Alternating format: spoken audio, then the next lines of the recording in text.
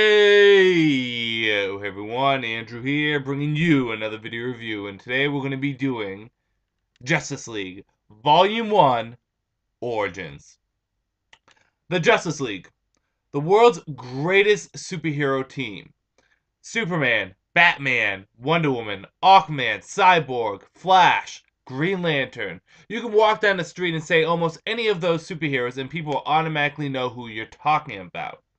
And not only are they the world's greatest superhero team, but they're one of the oldest superhero teams.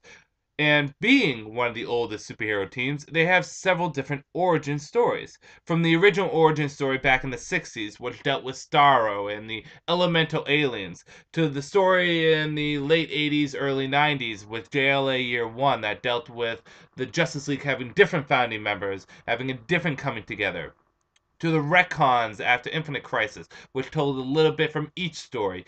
The Justice League has had several different origins.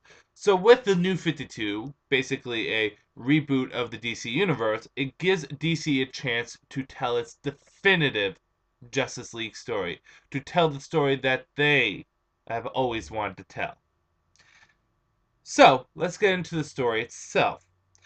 The story starts off with Batman investigating an attack by a stranger, a mysterious individual, who happens to turn out to be from an alien origin.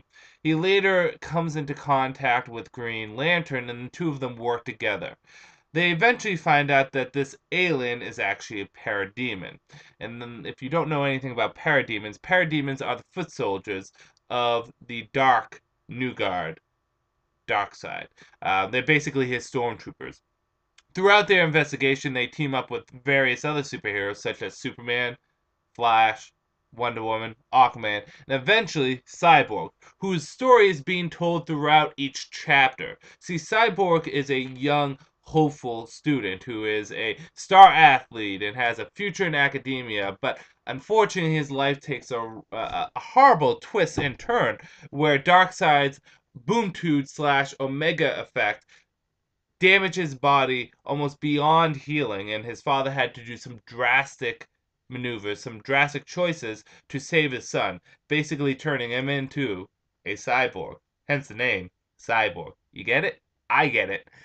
So we have the Justice League coming together to face a threat so dangerous that none of them can deal with alone. The threat of course, Darkseid, one of the most dangerous and powerful villains of the DC universe. So will the Justice League be able to band together and work together as a team? Or will this Justice League be quite a bit different, where they're not so much as a team as just heroes coming together? Well, you're just going to have to read and see. Let's get into the good, the bad, and whether or not you should get it. Good. Well, let's start off with the art. Jim Lee is the artist in this book, and well, Jim Lee's art is beautiful. Now, I know not everyone's a fan of Jim Lee. I happen to love him. He's one of my top 2 favorite artists. However, whether you're a fan of him or not, you have to appreciate the detail and the beauty that comes from his artwork. And what I particularly like about Jim Lee is that he's an artist that grows over time. If you compare his work now to the 90s, while his art in the 90s was really great on X-Men and in Marvel, you can definitely see the flaws here and there. However, over the years, he has improved on his art style and has fixed up any flaws that he has. The art that he displays now is just absolutely beautiful. This comic, if anything else, is eye candy. It is beautiful eye candy. Whether it's from the great action scenes or the poses that the superheroes are in, it's eye candy. And it is just a great treat to have for a comic book fan. The story itself is well paced, and this can be bad too. Allow me to explain. See, one of the caveats to Geoff Johns, the writer of this story, is that he tells these grand epic stories. However, the thing is that the stories actually read better in individual issues. A lot of people going into this comic, not individual issues, in the trades. A lot of people that went into this comic in individual issues were expecting something different. But when you read the story itself when it's in trade, it's a whole lot better.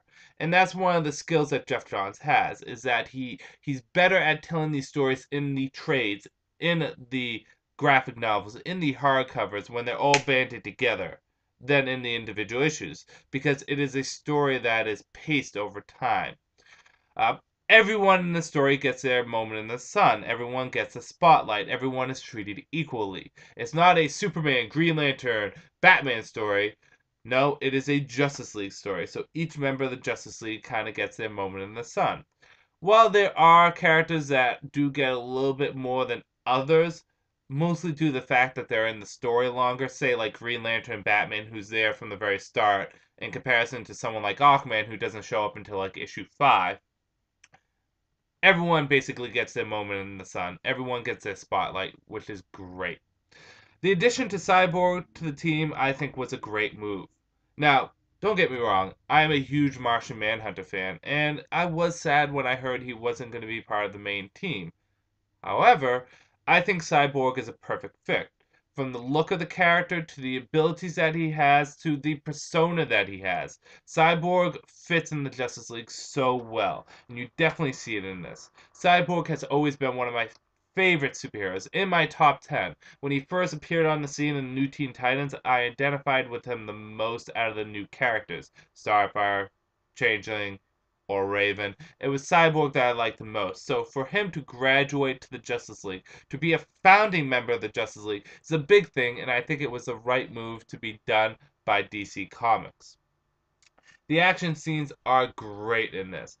Like I said before, there's a lot of eye candy, and the action scenes just show you this eye candy.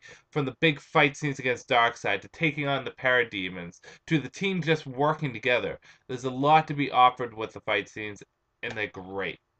The dialogue is handled very nicely. Everyone feels relatively in character, although this is set 5 years ago, so it is a younger version of the Justice League, so they do act slightly different, but still relatively in character. And the choice of Darkseid was a great choice for the villain for the Justice League's first story. Bad. Well, let's get on to the first bad, and like I said before, the pacing was a little bad for individual issues. Now, in the trade, if you're going to pick it up for the trade, it's not a problem, but for individual issues, it is kind of a problem. It does take away from the story. So if you wanted to collect it in individual issues, just be prepared. If you do it over a span of time, the story may not be as good as if you read it as a whole. Another bad is one of the few problems that Geoff Johns has with his stories is that he does a lot of setup with the story, a lot of setup, and then the payoff is never truly as good as it could be. And there's a lot of setup for the fight between Darkseid, and although the fight is good, it's not quite as epic as one would hope. There's a few scenes here, a few panels here, but it's really just that. I thought the whole entire last issue was going to be dedicated to just Darkseid taking on the Justice League. But, well, it was a little lackluster compared to the build-up. But those are really the only bads to this. The approach into this comic is that it's supposed to be a fun joyride, and that's really what it is. It's not trying to be this over the top award winning story. It is supposed to be an origin story for the Justice League, a fun thrill ride. And if you go into it with that mindset, I think you will enjoy this comic a lot more than if you went into it as just a whatever comic. One thing I do want to point out is that with the hardcovers, as with a lot of the other New 52, such as Batman and various other comics, there is a lot of backup stuff here.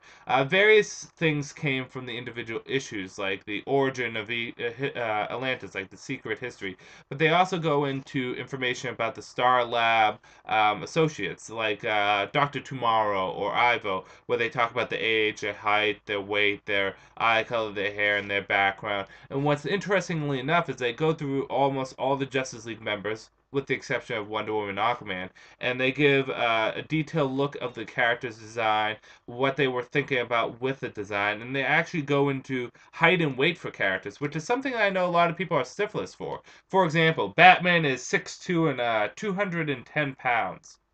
Interesting. And if you want to do a comparison, well, how is Batman compared height and weight wise to Superman? Well, Superman is 6'3", 235 pounds. They also, let's see, Superman has blue eye color and black hair, although Batman's eye color is white because of his mask. But it's just small little tidbits of information like that that helps bring a trade together. Whether or not you should pick it up. On a whole, Justice League isn't quite as grand as a lot of people thought it was going to be, but I don't think it was bad by any means. If I had to give it a grade out of 5 stars, I would give it a 4 out of 5. Definitely better than the norm, but not quite as good as its potential. It's a fun joyride, and that's really what you should take it as.